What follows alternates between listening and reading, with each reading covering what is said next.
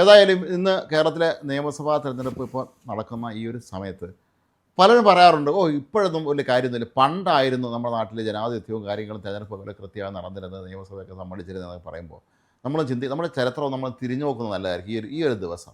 കാരണം കേരളത്തിൽ ഒരു കാലഘട്ടത്തിൽ ഐക്യകേരള രൂപം കൊണ്ടതിന് ശേഷം അതിന് തൊട്ട് മുമ്പും ഒക്കെ തന്നെ ഈ അല്പായുസുകളായ നിയമസഭകളും മന്ത്രിസഭകളുമാണ് കേരളത്തിലുണ്ടായിരുന്നത്. അതിന് തിരുക്കൊച്ചിയിലും തിരുവിതാംകൂറിലും ഒക്കെ ഉണ്ടായിരുന്നു. ഏതാണ്ട് 91 വരെ അല്ലേ? 1982 വരെ. അല്ല, അതിന് മുമ്പ് വേണമെങ്കിൽ നമുക്ക് 70 എന്ന് പറയാം. ആദ്യം നമുക്ക് 57 നോക്കാം.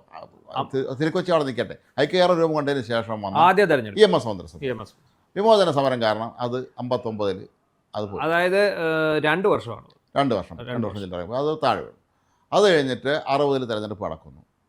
അതിൽ പിന്നെ എന്താണ്, ആദ്യം പട്ടന്നാനുള്ള മുഖ്യമന്ത്രി ആവുന്നു, ആർ ശങ്കർ മുഖ്യമന്ത്രി, പി.ടി. ചാക്കോ ആഭ്യന്തരമന്ത്രിക്കായി പോകുന്നു.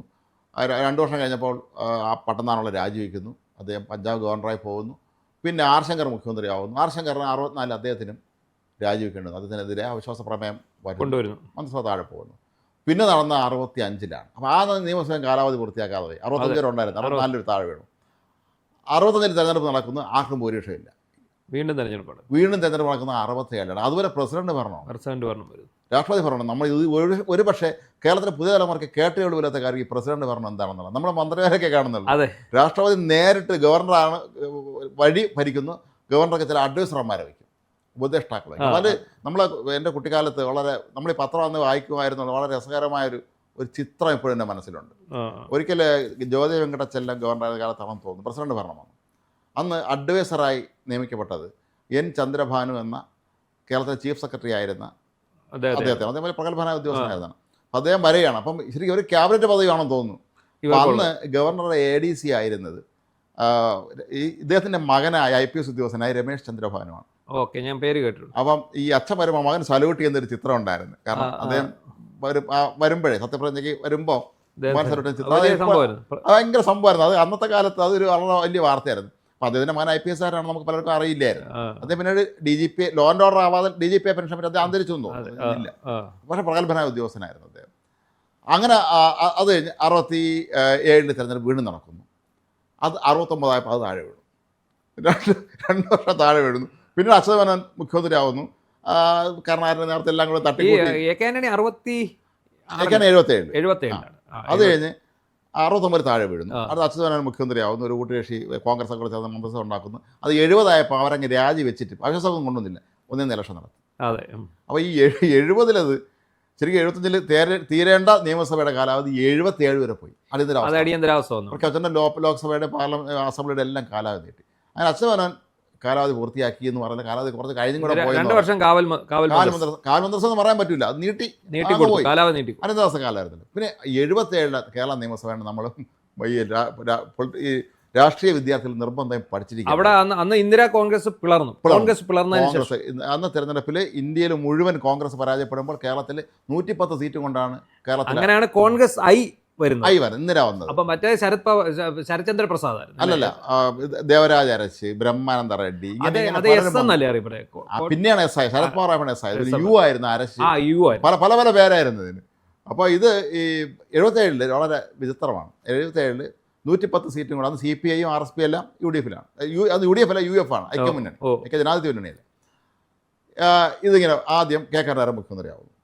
രാജൻ കേസിൽ കോടതി വിധിയെ തുടർന്ന് അദ്ദേഹം രാജിവെക്കേണ്ട കാര്യമൊന്നുമില്ല. അന്നത്തെ കാലം രാജിവെച്ചാണ്, അത് രാജിവെച്ചു.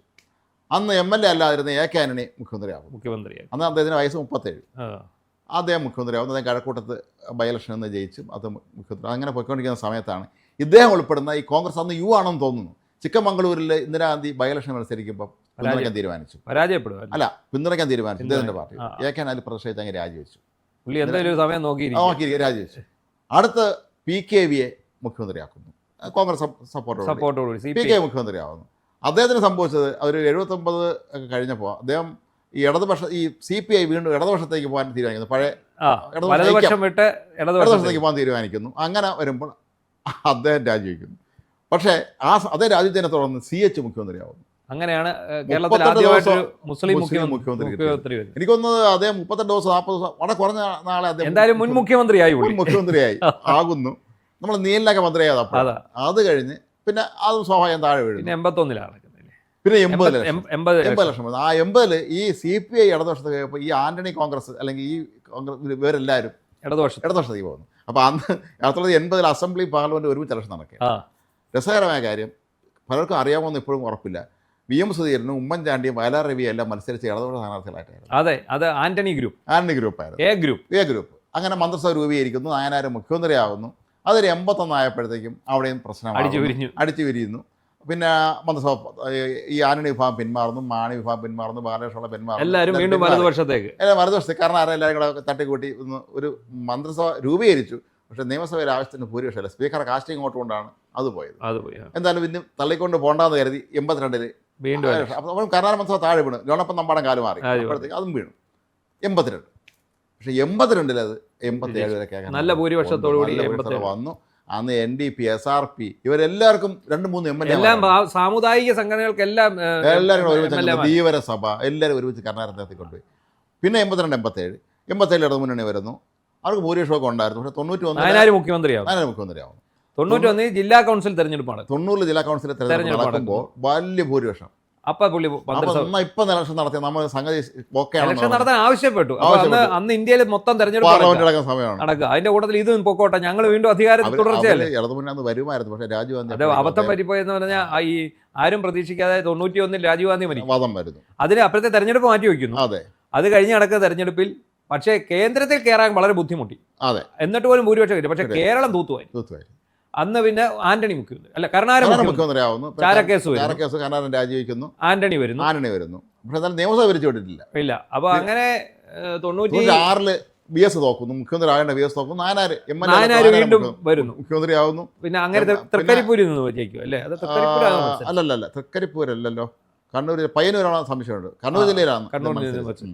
അപ്പോൾ അത് കഴിഞ്ഞിട്ട് പിന്നെ AK ആന്റണി മുഖ്യമന്ത്രിയാവുന്നു 2001 കർണാടക രാജിച്ചപ്പോൾ ആന്റണി മുഖ്യമന്ത്രിയാവുന്നു. 96 തെരഞ്ഞെടുപ്പ് നടത്തി ഈ പറഞ്ഞ പോലെ നായനാർ വീണ്ടും വഴിക്ക് വെച്ച് ഇദ്ദേഹം രാജിവെക്കുന്നു. ആന്റണി 2004 UDF വലിയ തിരിച്ചടിയായിട്ടിരുന്നു തെരഞ്ഞെടുപ്പിന്. ശരി, രാജിവെച്ചിരിക്കുന്നു. അപ്പം രാജിവെച്ചു. അദ്ദേഹം ഒരവസരം നോക്കിയിരിക്കുകയാണ്. ഉമ്മൻചാണ്ടി മുഖ്യമന്ത്രിയാവുന്നു 2 വർഷം. പിന്നെ 2 വർഷം ഇല്ല, ശരിക്കും പറഞ്ഞാൽ 1.5 വർഷം. 2006 പിന്നെ VS വരുന്നു. അങ്ങനെ പോകുന്നു. ഉമ്മൻചാണ്ടി 2011 കഷ്ടിച്ച് ഉമ്മൻചാണ്ടി വരും. അത് ഇടതുപക്ഷക്കാരും കൂടെ സഹായിക്കും. നമ്മൾ ഇത് പരിശോധിക്കുമ്പോൾ ആദ്യമായി കാലാവധി പൂർത്തിയാക്കുന്ന അച്യുതമേനോൻ മന്ത്രിസഭ എന്ന് പറയാം 1970. പിന്നെ കാലാവധി പൂർത്തിയാക്കുന്നത് കരുണാകരന്റെ 82 മന്ത്രിസഭ. പിന്നെ കാലാവധി പൂർത്തിയാക്കുന്നത് ഈ പറഞ്ഞ ഉമ്മൻചാണ്ടി അല്ല ആന്റണിയും ഉമ്മൻചാണ്ടിയും കൂടിയുള്ള മന്ത്രിസഭ. പിന്നീട് ഇങ്ങോട്ട് ഒരു മന്ത്രിസഭയും കാലം തികയ്ക്കാതെ പോയിട്ടില്ല. നമ്മൾ ഇതിൽ ഏറ്റവും നമ്മൾ നേരത്തെ പറഞ്ഞ വിചിത്രമായ കാര്യം 77 എത്ര മുഖ്യമന്ത്രിയായിരുന്നു കുട്ടികൾക്ക്. 77 തൊട്ട് 80 വരെയുള്ള കാലയളവിൽ K Karunakaran, AK Antony, PKV, CH Muhammad 4 മുഖ്യമന്ത്രി. പിന്നെ രസകരമായ കാര്യം ഇതിൽ ചിലർ പ്രതിപക്ഷ നേതാവായിട്ടുണ്ട്. ഈ മന്ത്രിസഭ വീണ അങ്ങോട്ടും ഇങ്ങോട്ടൊക്കെ മാറി വരുമ്പോഴും ഇവർ ഒരേ ഗവൺമെന്റ് കാലത്ത് തന്നെ മുഖ്യമന്ത്രിയും ആകുന്നുണ്ട്, പ്രതിപക്ഷ നേതാവാകുന്നുണ്ട്. അപ്പോൾ ഇത് കേരള രാഷ്ട്രീയത്തിൽ ഏറ്റവും വിചിത്രമായ ഒരു അവസ്ഥയായിരുന്നു 77 സംഭവിച്ചത്. അല്ല, ഇനിയിപ്പം മുന്നോട്ട് പോകുമ്പോൾ ഇത് സംഭവിക്കാം. ഇക്കുറി എല്ലാവരും പ്രവചിക്കുന്ന ഒരു തൂക്കസഭ ഇവിടെ പ്രവചിക്കുന്നുണ്ട്. കാരണം ശരിയാണ്, ഒരു 10 സീറ്റ് BJP പിടിച്ചാൽ ഏതാണ്ട് ഇതുപോലൊക്കെ വരാം. അന്നത്തെ കാലത്ത് ഇതുപോലൊക്കെ സീറ്റുകൾ കുറേ ഘടകകക്ഷികൾക്ക് സീറ്റുകൾ വന്നല്ലേ. 80s ശേഷമാണല്ലോ BJP വരുന്നത്. അവർ അന്നൊരു വലിയ ശക്തിയായി വളർന്നിരുന്നില്ല കേരളത്തിൽ. 84 ലോക്സഭാ തെരഞ്ഞെടുപ്പിലാണ് അവരവരെ ശക്തി തെളിയിച്ചത്, ഹിന്ദു മുന്നണി മത്സരിച്ചത്. പക്ഷേ 82 കർണാടക മന്ത്രിസഭ മറിച്ചിടാൻ നീക്കം നടന്നിരുന്നു. ബേബി ജോൺ അവിശ്വാസ പ്രമേയം കൊണ്ടുവരുന്നു. കോൺഗ്രസിലെ കുറേ MLA മരണം ചാടി. പക്ഷേ ബാക്കിയുള്ളവരെ പിടിച്ചേർത്താൻ പറ്റിയതുകൊണ്ട് അന്ന് രക്ഷപ്പെട്ടു. കരുണാകരനായിരുന്നു ഉഗ്രം കക്ഷിയല്ല. പിന്നെ അദ്ദേഹം എന്താ രാഷ്ട്രീയ ചാണക്യൻ തന്നെയാണ്. അദ്ദേഹം രാഷ്ട്രീയ ഭീഷ്മാചാര്യൻ എന്നൊക്കെ പറയാം. എന്തായാലും ഈ കൊച്ചു കേരളത്തിന്റെ 57 മുതൽ ഇപ്പോൾ ഉള്ള ഈ 2026 വരെയുള്ള രാഷ്ട്രീയ സാഹചര്യം പരിശോധിച്ചാൽ ശരിക്കും വളരെ ഇൻട്രസ്റ്റിംഗ് ആണ്. മാത്രമല്ല എനിക്ക് തോന്നുന്നു നമ്മൾ വളരെ പുരോഗമിച്ചിരിക്കുന്നു എന്ന് വേണം പറയാൻ. ഈ പണ്ടുണ്ടായിരുന്ന പോലെ മാത്രമല്ല ഇതിൽ വളരെ വിചിത്രമായ കാര്യം, നമ്മൾ ആ കേരളം രൂപീകരിക്കുന്നതിന് മുമ്പ് കൊച്ചിയും തിരുവിതാംകൂറും ആയ സമയത്ത് ഓരോ മന്ത്രിസഭ 1 വർഷമൊക്കെയാണ്. C കേശവനും പട്ടനാട്ടിലൊക്കെ 1 വർഷവും 1.5 വർഷമൊക്കെയാണ് മുഖ്യമന്ത്രിയായിരിക്കുന്നത് കൊച്ചിയിലൊക്കെ തന്നെ, അല്ലെങ്കിൽ തിരുവിതാംകൂറിൽ. പിന്നെ അത് കഴിഞ്ഞ് അങ്ങ് തീരെയാണ് മന്ത്രിസഭ ഇലക്ഷൻ വീഴുന്നു. അന്ന് ഈ ഒപ്പിയാന്മാരെന്ന് പറഞ്ഞൊരു വിഭാഗത്തിൽ അപ്പം പട്ടനാടുള്ള മുഖ്യമന്ത്രി ആയാൽ അദ്ദേഹത്തിൻ്റെ എതിരാളികളെല്ലാം കൂടെ ഒപ്പ് ശേഖരിക്കാൻ തുടങ്ങും. ഒപ്പിയാന്മാരുണ്ട്. അപ്പം സത്യം പറഞ്ഞാൽ അന്ന് അവരുടെ രാഷ്ട്രീയ ധാർമ്മികതയൊക്കെ ഉണ്ട് എന്ന് പറയപ്പെട്ട് അന്ന് നമ്മളിപ്പോൾ കരുതിയിരിക്കുന്ന ആളുകൾ അന്ന് ചെയ്ത കാര്യങ്ങൾ അപേക്ഷിച്ച് നോക്കുമ്പോൾ ഇത് ഭേദമാണ് നമുക്ക് ഇന്നത്തെ കാലഘട്ടത്തിൽ. ഏതായാലും ഒരു തെരഞ്ഞെടുപ്പ് ദിവസമായതുകൊണ്ട് മാത്രമാണ് ഇക്കാര്യം ഓർമ്മിപ്പിച്ചത്. നമുക്ക് ഈ 5 വർഷത്തിൽ ഒരിക്കൽ തന്നെ തെരഞ്ഞെടുപ്പ് നടക്കുന്നതാണ് എപ്പോഴും നല്ലത്. കാരണം ഇത് ജനാധിപത്യത്തിൻ്റെ ഏറ്റവും വലിയൊരു പരിപാടിയാണ് ഈ തെരഞ്ഞെടുപ്പ് എന്ന് പറയുന്നത്. മാത്രം വലിയ പണച്ചെലവും. അപ്പോൾ അത് ആ കാര്യം ഒന്ന് ഏതായാലും നമ്മുടെ പ്രേക്ഷകരെ ഒന്ന് ഓർമ്മിപ്പിക്കുക മാത്രമാണ് ഇതിലൂടെ ഞങ്ങൾ ചെയ്തത്.